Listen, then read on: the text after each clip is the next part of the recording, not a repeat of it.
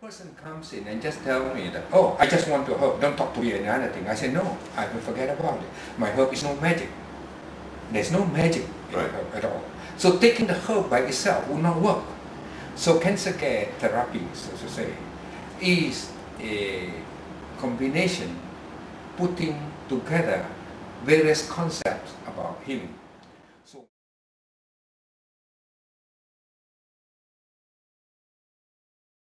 when you want to have healing, the first thing I tell people is that you need a commitment. You need to believe me in what I do. If you come in and half believe what I do, then I have to forget about it. So there are many occasions when I send people home. The other day, last week, there was a lady who came to see me. She had breast cancer, she has undergone chemotherapy, radiotherapy, she has taken all the drugs you can think of, and she has already spent 200,000. And what did she end up with? She went up with breast cancer, now that went to the bone, that went to the liver, and went to the lung. And then I asked the son, when your mother had cancer before the treatment, how was she? Oh, she was well. But today, she is worse than before. So, having spent $200,000, having undergone all the treatment, she was worse than when she started. Is that something you want? I think that's not something you want. So, we say this to them. I am now trying to make you whole. I'm going to help you heal yourself. And our target is make you live a better life. Make you live, hopefully you are able to sleep well, you can eat well, you have no difficulty moving around, and you have no more pain. Then if I could do that, I'll be fine. But remember, all these things needs more than just a herb. So first, if you don't believe me, then there's nothing I can do. So I asked the lady, I said, would you still want to go and see a doctor for all this? He said, yes, I want to go and see the doctor. I said, well, go and do it, whatever you want to do first. Until there's nothing else to do, come and see me. Then I think this is a time when you have to believe. If you are not awakened to the need, then I think I cannot help you. Right. So first is the belief. Okay. Right. That believe that I can help you. Yes. But if you come here and believe that I'm a quack, then there's nothing I can do. Right. Okay. That's And do people come here thinking you're a quack? well, some a lot comes shopping. As we say, 70% of them. They don't say right on their face that I'm a quack, but I think they think I'm a quack. Okay. Or they want to interview me first. Right. They want me to explain to them everything first.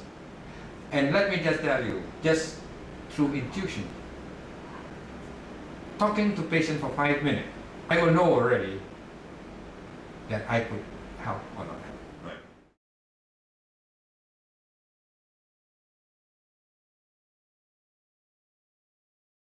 Okay.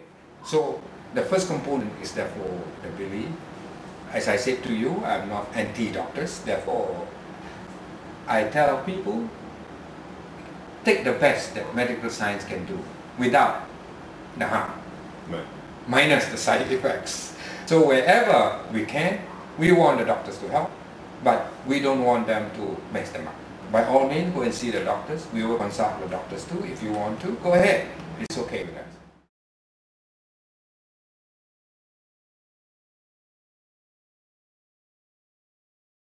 Third, as I said, food to me is the cause of most problems. Right.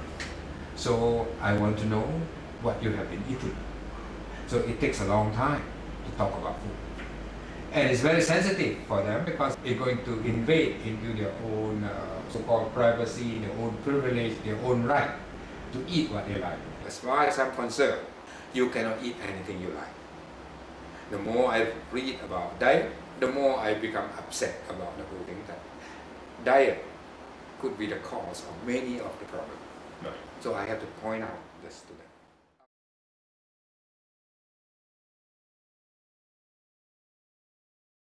After diet, I think exercise is important. If you just keep your body active and exercise well, I think you live much, much longer. So in terms of exercise, in terms of Qigong, in terms of Tai Chi, in terms of meditation, yes, I would like them to do that.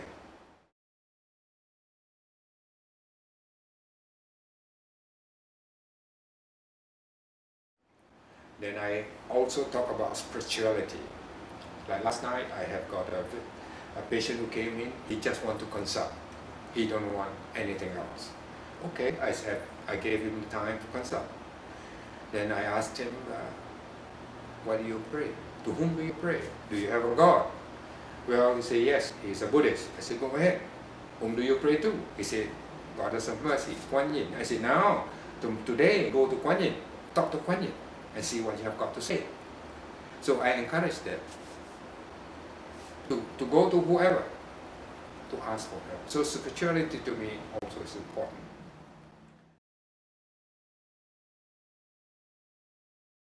Having got that in place, I ask them about their emotion. What's inside them that bothers them? And many people, after you talk for a while, you will cry. They carry a lot of burden in them. There's a lot of emotional stress. Well, if you don't get rid of that, you will never get rid of your cancer.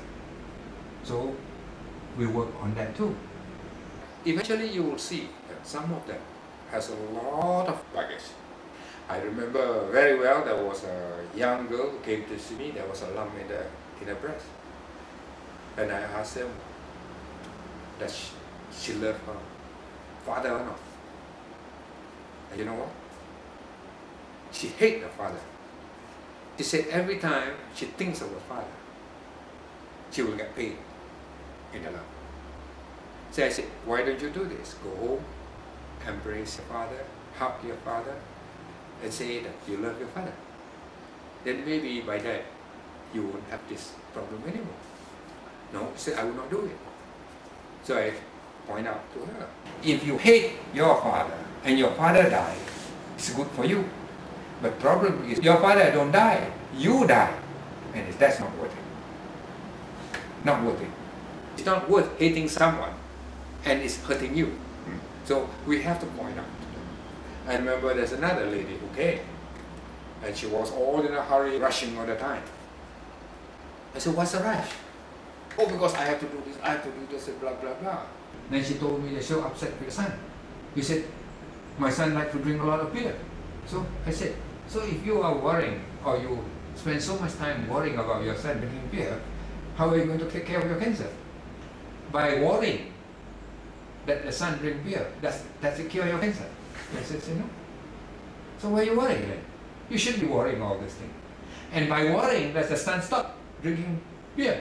The answer is no also. So in that you worry, you get nowhere. Sometimes you just have to make them realize. And some people do get help.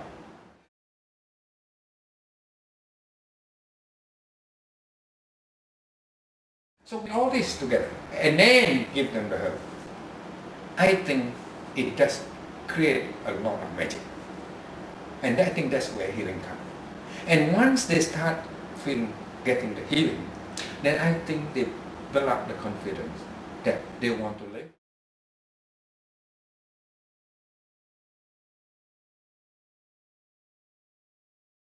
And let me tell you about living. A lot of people who got cancer, to me, they don't want to live. Right. They were looking at a reason for them to die. And that's why they create their own cancer. So a lot of people, I think, have cancer because of this problem. Now how do you then say that you just drink a cup of a herb, you can cure the person? I don't think so. No amount of chemo will help, no amount of radiation. So you have to look into this.